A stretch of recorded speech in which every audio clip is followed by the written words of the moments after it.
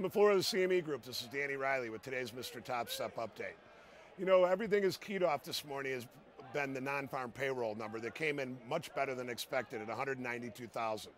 This had the S&P up to the 1334 half level in Globex, and then on the 8:30 open, we opened up at the 1330 level and just now sold off to a new low at the 1320 half level.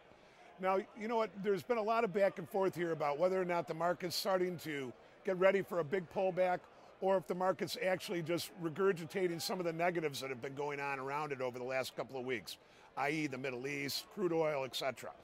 And what MrTopStep and our desk believes is that what the stock market is going to continue to do is to eat up these negatives and produce a rally on the upside. Now, what happened last week was we had this big sell-off. Everybody got stuck short. Now we've had this big rally. And we're only, as of the high of the day in Globex today, we're only 10 handles off the contract high, year high. So we failed to see the weakness here.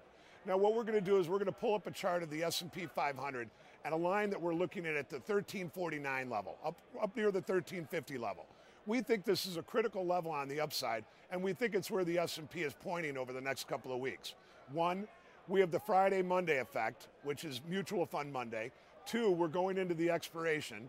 And three, we're into the rollover. We don't think that there's going to be a lot of downside during those periods. And to top that off, the S&P stats, the S&P cast study, going into the last week of the expiration is very, very bullish. Almost every day those stats point to an up day or an up close. So with that in mind, you know what, we're making our way back up a little bit here in the S&P. We imagine that what this sell-off was about was just another back and fill, and that we'll be going back up later in the day.